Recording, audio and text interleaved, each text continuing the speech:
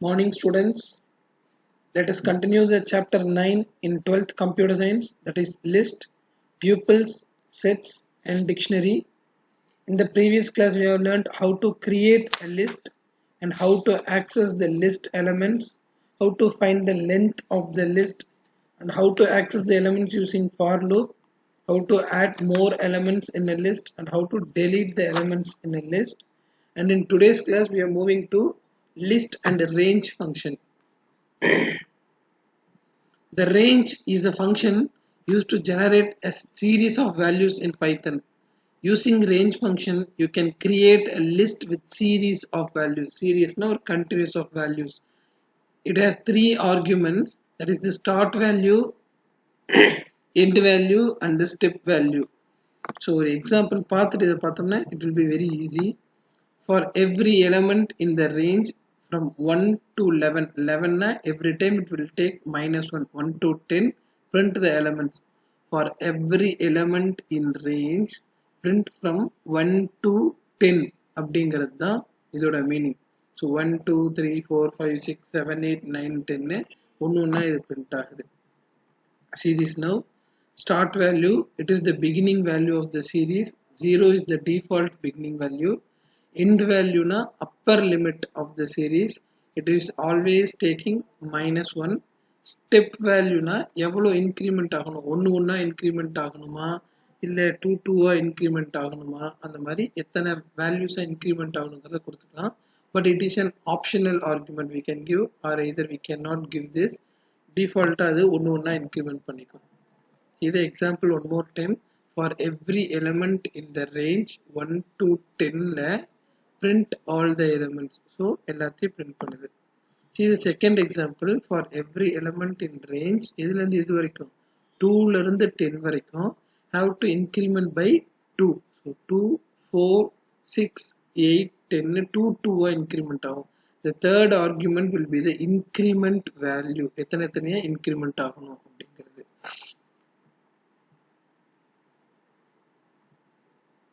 So for every element in range, my starting value will be 2, my ending value will be n-1 and my increment value will be 2.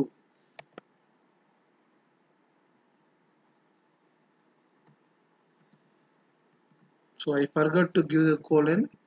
For every element in range, starting value, ending value, increment value. So print every element.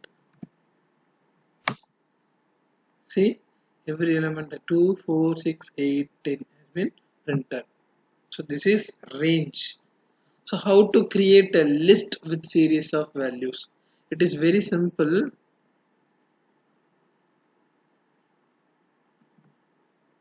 See here, it is printing one by one in order.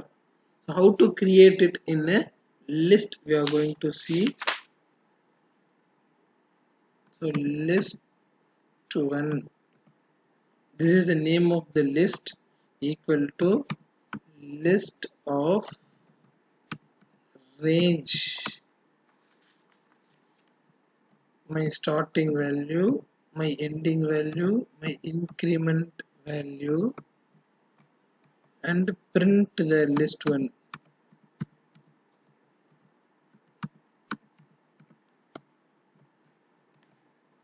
See, all my elements are printed within square brackets, that is in a list. So by giving the list function and the range function, we can create a series of elements in a list. See the difference? While only giving the range, it will be printed one by one in order. When giving within the list function, the answers will be defined within a list. Using the range function, you can create a list with series of values. To convert the result of the range function into list, we need to add one more function called list. Range function oda list function add பண்ணோம்னா நம்ம series of values எல்லாமே ஒரு லிஸ்ட்டுக்குள்ள store ஆயிடும். In the above code, list function takes the result of the range as even list elements. This even list has the elements of first 5 even numbers. Similarly, we can create any series of values using range function. So, the first 10 natural numbers ஓட square எப்படி generate பண்றது? Square னா என்னது? 1 square 1, 2 square 2, 3 square 3 அந்த மாதிரி இருக்கு இல்லையா? So, அதை வச்சு எப்படி ஒரு square create பண்றதுன்னு கொடுத்திருக்காங்க. So first ஒரு list empty list நம்ம create பண்ணிக்கிறோம். First create a empty list named squares for every element in range, values from 1 to 10,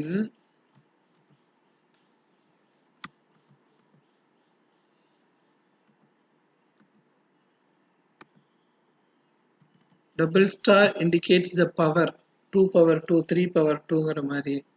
so என்னோட ஃபைண்ட் அவுட் பண்ணுற ஒவ்வொரு வேல்யூவையும் கொண்டு போய் நான் எங்கே ஸ்டோர் பண்ணிக்கிறேன் அப்படின்னா என்னோட லிஸ்ட்டுக்குள்ளே நான் ஸ்டோர் பண்ணிக்கிறேன்.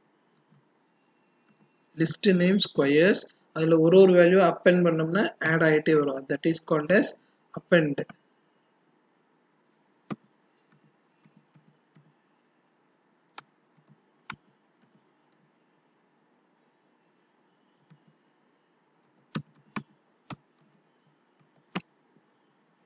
Somewhere there is an error. Let us check. Yes, squares னு ஒரு empty list create பண்ணிருக்கோம். For every element in range, இதிலிருந்து இது வரைக்கும் 1 இருந்து 10 வரைக்கும் அதை நான் ஸ்கொயர் பண்றேன். ஸ்கொயர் பண்ணி கிடைக்கிற வேல்யூ எஸ்ல ஸ்டோர் ஆகும். அந்த வேல்யூ ஒன்று நான் என்ன பண்றேன், போய் லிஸ்ட்ல ஸ்டோர் பண்றேன். இந்த லிஸ்ட்ல ஸ்கொயர்ஸ் அப்படிங்கிற லிஸ்ட்ல நான் ஸ்டோர் பண்றேன்.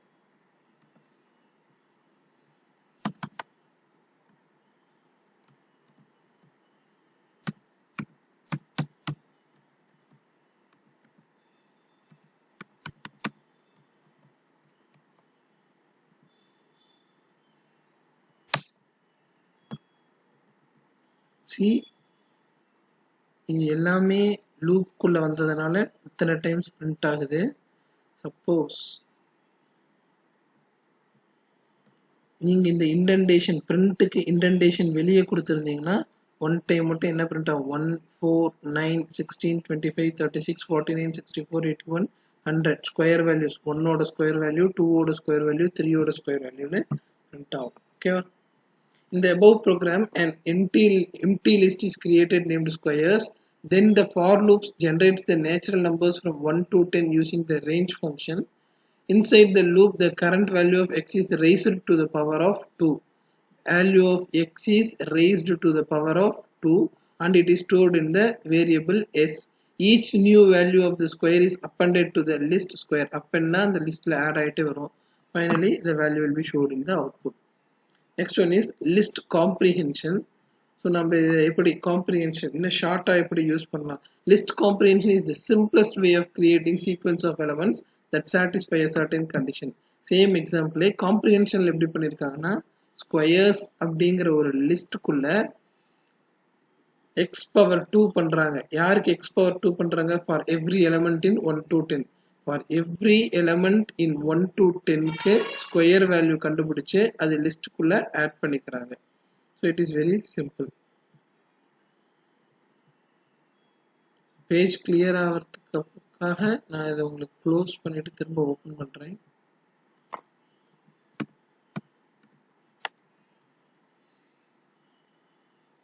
So my list name, first list name கொடுத்துறேன். So list நாவே square brackets தரணும். எல்லா எலிமெண்ட்ஸ்க்கும் x power 2 பண்ணணும். எந்த எலிமெண்ட்ஸ்க்கு x power 2 பண்ணணும்? For every element in range from 1 to 10.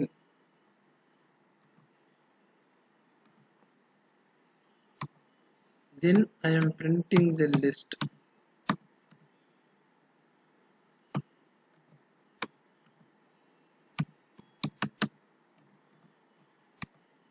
see ஒரு list with square numbers of 1 to 10 நமக்கு கிடைச்சிருச்சு. This is list comprehension. So there are some other list functions are there, very simple. ஒன்னு நம்ம பார்த்துட்டே போயிடலாம். First function என்ன பண்ணுது, copy பண்ணுது. இப்போ ஸ்கொயர்ஸ்ங்கிற லிஸ்ட்குள்ள இந்த எலிமெண்ட்ஸ் எல்லாமே இருக்கு. இப்போ நான் ஏன்னு ஒரு லிஸ்ட் இன்னொரு லிஸ்ட் கிரியேட் பண்றேன். ஏ லிஸ்ட்ல என்ன பண்றேன் அப்படின்னா ஸ்கொயர்ஸ் ஃபங்க்ஷனை ஸ்கொயர்ஸ் லிஸ்ட்டை காப்பி பண்றேன். பிரிண்ட் ஏ கொடுத்தேன் அப்படின்னா see இந்த லிஸ்ட் ஆஃப் எலிமெண்ட்ஸ் ஸ்கொயர்ஸ்குள்ள இருக்குது. ஸ்கொயர்ஸ்குள்ள எல்லா எலிமெண்ட்ஸையும் நான் காப்பி பண்ணி ஏன்னு ஒரு புது லிஸ்ட் கிரியேட் பண்ணி ஸ்டோர் பண்ணிக்கிறேன். ஏவை டிஸ்பிளே பண்ணும்போது வாட் ஹேப்பன்ஸ், எல்லா எலிமெண்ட்டும் காப்பியாக எனக்கு பிரிண்ட் ஆயிடுச்சு. ஸோ நெக்ஸ்ட் என்ன பண்ணுறேன் அப்படின்னா கவுண்ட் ஃபங்க்ஷன். ஸோ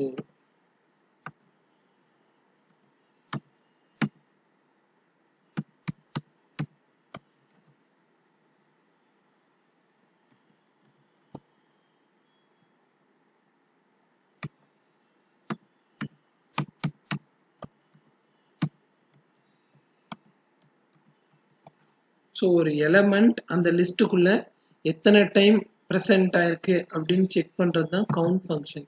இப்போ 16 2 3 டைம்ஸ் இருந்துச்சுன்னா அவுட்புட் வில் பி எத்தனை டைம் இருக்கோ அத்தனை டைம்ஸ் இருக்கிறது அவுட்புட் வந்திருக்கும். ஸோ இப்போ இந்த லிஸ்ட்ல 16 ஒன்லி 1 டைம் தான் ப்ரெசென்ட் ஆயிருக்கு. So my output is 1.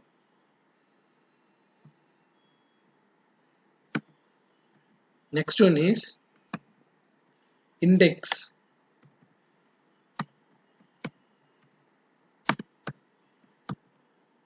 ஒரு list create. My list contain elements 36 12 and 12. My list name is C. அடுத்து என்ன பண்றேன் அப்படின்னா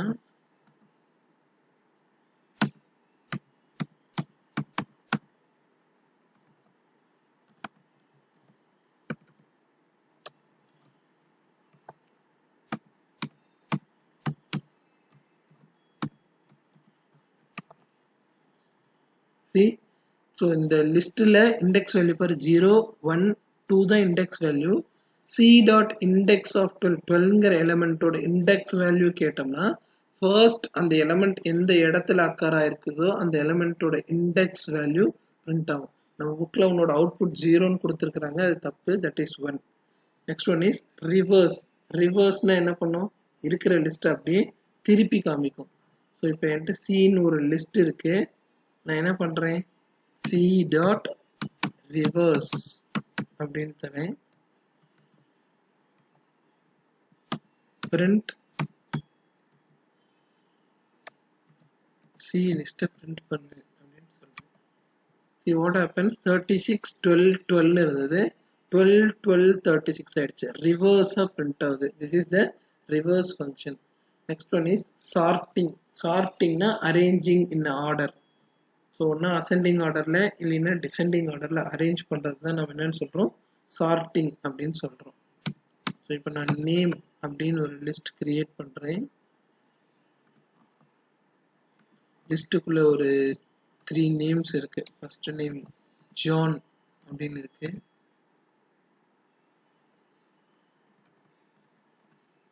first name will be John.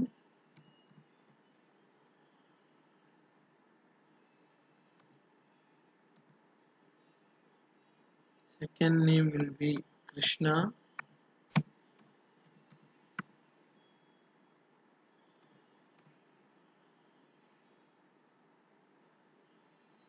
Third name I am giving it as Sita. And I am giving one more name. Something bus, something, any name I am giving. So I have created a list of names. இப்போ நான் என்ன பண்றேன், name dot chart அப்படின்னு தந்துட்டு print name.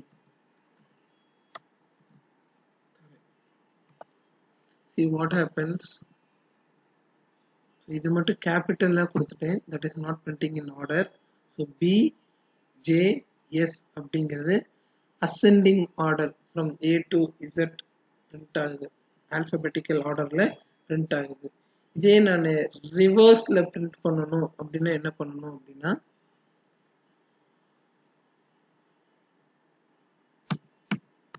name dot sort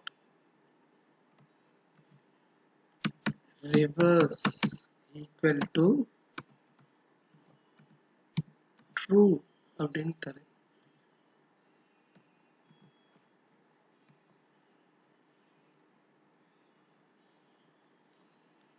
See, there is a mistake. Name dot sort reverse equal to true. Print name.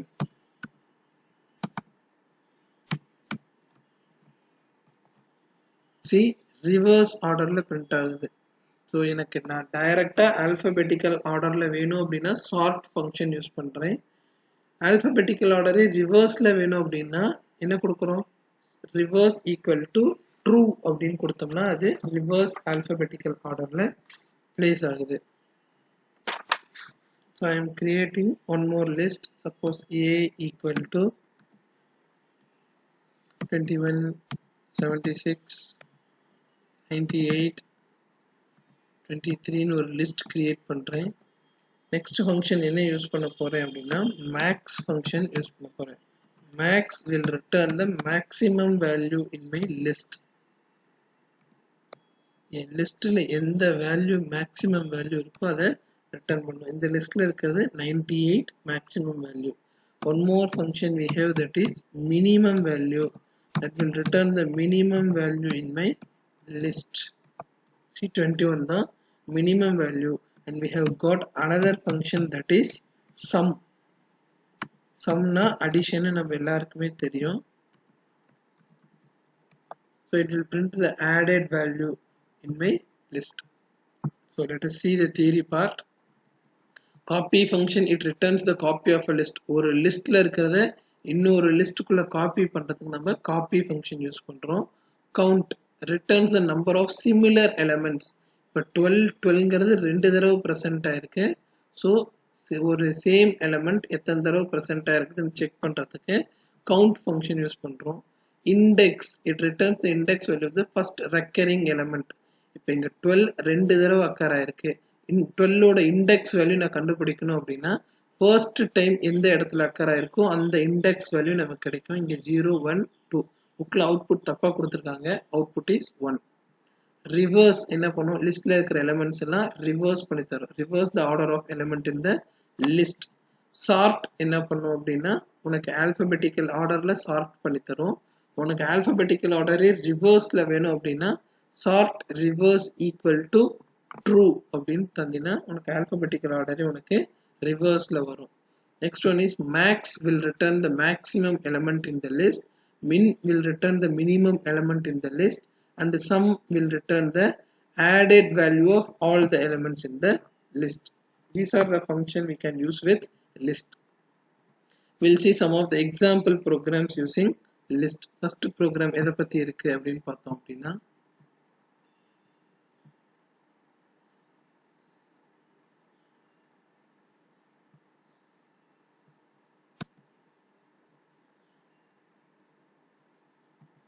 so it is a program that creates a list of numbers from 1 to 20 that are divisible by 4.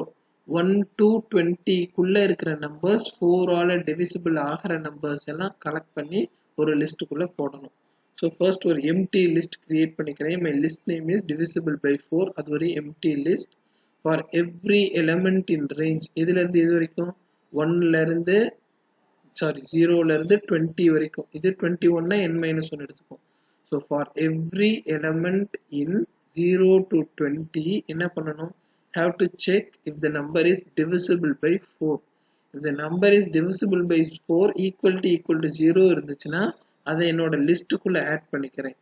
So எந்தெந்த எலிமெண்ட்டை divide பண்ணும்போது 0ன்னு வருதோ அந்த எலிமெண்ட்டை மட்டும் நான் என்ன பண்ணுறேன், லிஸ்ட்டுக்குள்ளே add பண்ணிக்கிறேன். And I am going to print the list. See 0, 4, 8, 12, 16, 20 is my output. So nalla paru, first create empty list for every element in range from 0 to 20. ஒரு element 4 ஆல divide பண்றோம். If that is equal to 0 na we'll add the element to the list.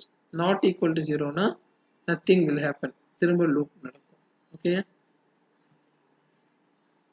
Next program will be write a program to define a list of countries that are a member of BRICS.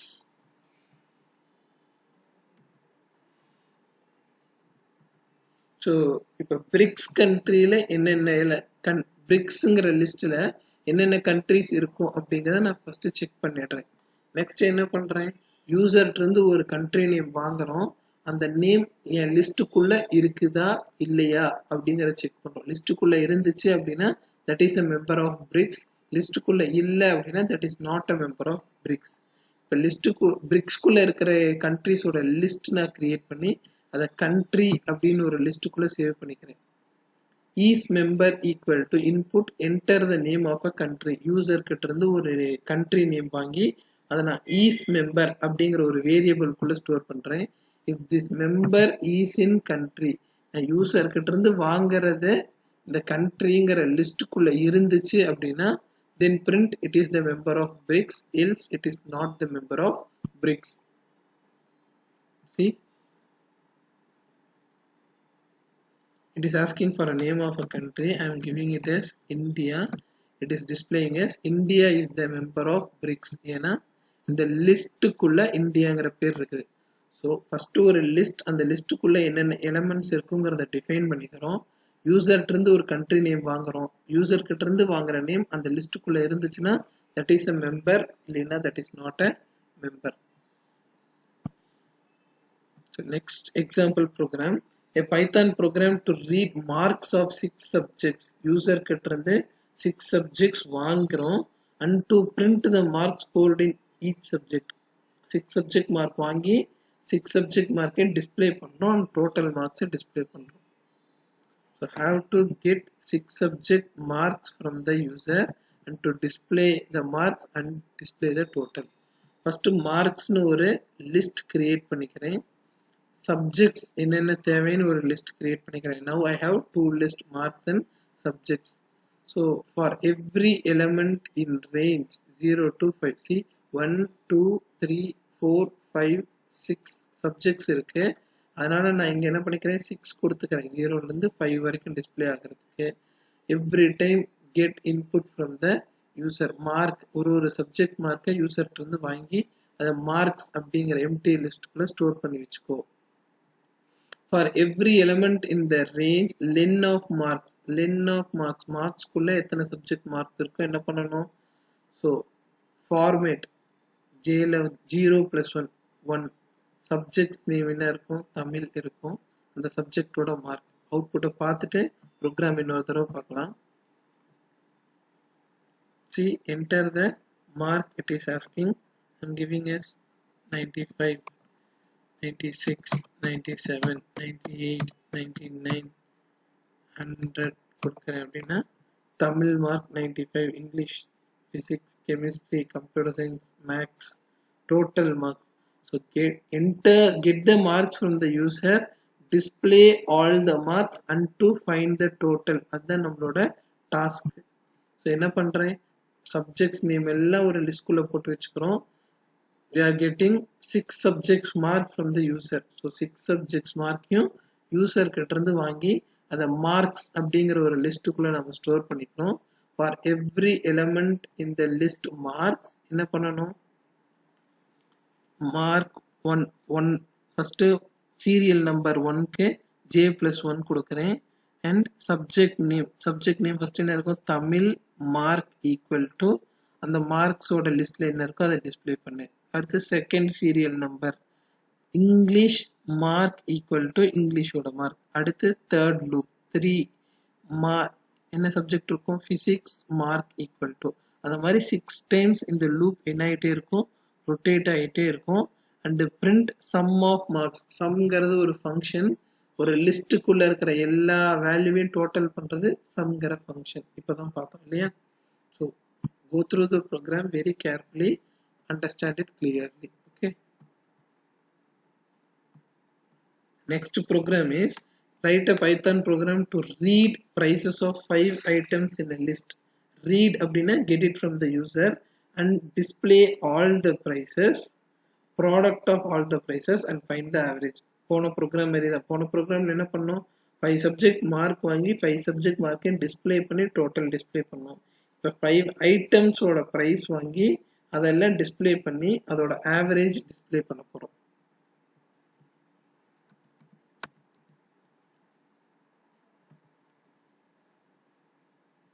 இந்த program எப்படி run ஆகுதுன்னு first பார்க்கலாம்.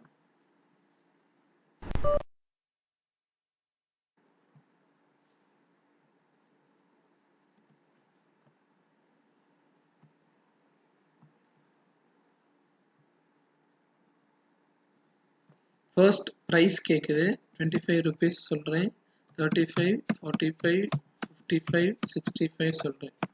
So item 1ஓட price, item 2ஓட price, item 3ஓட price, item 4ஓட price, item 5ஓட price. இது எல்லாத்தோட சம் என்ன, எல்லாத்தோட ப்ராடக்ட் என்ன, ஆவரேஜ் என்ன அப்படிங்கிறத டிஸ்பிளே பண்ணுறோம். So get input from the user. என்ன இன்புட் வாங்கணும், 5 சப்ஜெக்டோட ப்ரைஸ் என்னன்னு வாங்கணும், அதை டிஸ்பிளே பண்ணுறோம். அதோட sum, product and average find out பண்ணணும். இதுக்கு தான் நம்ம என்ன பண்ணணும், ப்ரோக்ராம் எழுதணும். So first I am creating an item list with empty list prod அப்படின்னு ஒரு variable one. For every variable in the range 0 to 4 print enter the price for the item. So every time இது என்ன கேட்க, 5 + 1 0 + 1 1. Enter the price for item 1, enter the price for item 2, enter the price for item 3, enter the price for item 4, enter the price for item 5. 5 times user கிட்ட இருந்து input வாங்கி அந்த items அப்படிங்கிற லிஸ்ட்ல என்ன பண்ணிக்கும், ஸ்டோர் பண்ணிக்கும். For every element in the range len of items. ஐட்டம்ஸ்க்குள்ள நமக்கு எவ்வளோ எலிமெண்ட்ஸ் இருக்கும், 5 எலிமெண்ட்ஸ் இருக்கும். So every time for every element என்ன பண்ணணும்னா price of items என்னங்கிறத டிஸ்பிளே பண்ணும். price of item 1 is, அது என்ன price, price of item 2, price of item 3, price of item 4, price of item 5 அப்படின்னு 5 டைம்ஸ் நம்ம டிஸ்பிளே பண்ணிட்டு ப்ராடக்ட் ஃபைன் பண்ணும். ஸோ சம் ஃபைன் பண்ணுது, அதுக்கு ஃபங்க்ஷன் நமக்கு டைரெக்டாக தெரியும். ப்ராடக்ட்டுக்கு டைரெக்டாக ஃபங்க்ஷன் இல்லை, அதனால் ப்ராடக்ட் இன்ட்டு ஐட்டம்ஸ் அப்படின்னு தரோம். ஸோ சம்மை டிஸ்பிளே பண்ணுறோம், ப்ராடக்ட் டிஸ்பிளே பண்ணுறோம், ஆவரேஜை சம் டிவைடட் பை லென்த் பண்ணோம்னா ஆவரேஜ் கிடைச்சிடும். So go through the program very carefully.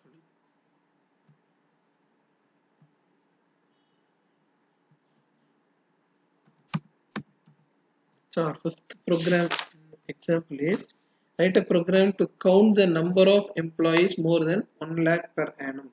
So எத்தனை எம்ப்ளாயீஸ் இருக்கிறாங்கன்னு ஃபர்ஸ்ட் கேட்குறோம். ஸோ எத்தனை எம்ப்ளாயீஸ் இருக்கிறாங்களோ அவங்களோட பர் மந்த் சேலரி கேட்குறோம். ஒரு மாதம் சேலரியை 12ஆல் மல்டிப்ளை பண்ணோம்னா 1 இயருக்கு எவ்வளோ வாங்குறாங்கன்னு தெரிஞ்சிடும். 1 இயருக்கு ஒரு சேலரியோட எம்ப்ளாயி 1 லேக்குக்கு மேலே எவ்வளோ பேர் வாங்குறாங்க அப்படிங்கிறது தான் இந்த ப்ரோக்ராம். ஸோ ப்ரோக்ராமை ஃபஸ்ட்டு ரன் பண்ணி பார்ப்போம் எப்படி ரன் ஆகுதுன்னு. கேட்குது enter the number of employees கேட்குது, நான் 3 எம்ப்ளாயீஸ் தரேன். Enter the monthly salary of employee 1, employee 1ஓட மந்த்லி சேலரி நான் 5000 தரேன். எம்ப்ளாயி 2 6000, எம்ப்ளாயி 3 7000 தரேன் salary. So annual salary, so இது பெர் மந்தோட சேலரி. ஆனுவல் சேலரினா 12 மந்த்ஸ் கேல்குலேட் பண்ணோம்னா ஆனுவல் சேலரி 62,000, 72,000, 82,000, 84,000 கிடைக்குது. So 0 employees out of 3 employees are earning more than 1 lakh. So யாருமே 1 lakh மேலே வாங்கல. So it is displaying as 0. So எவ்வளோ எம்ப்ளாயீஸ்னு ஃபஸ்ட்டு வாங்கணும். அடுத்து ஒருத்தரோட மந்த்லி சேலரி என்னன்னு கேட்கணும். மந்த்லி சேலரி வச்சு அவங்களோட இயர் சேலரி என்னன்னு கேல்குலேட் பண்ணிக்கிறோம்.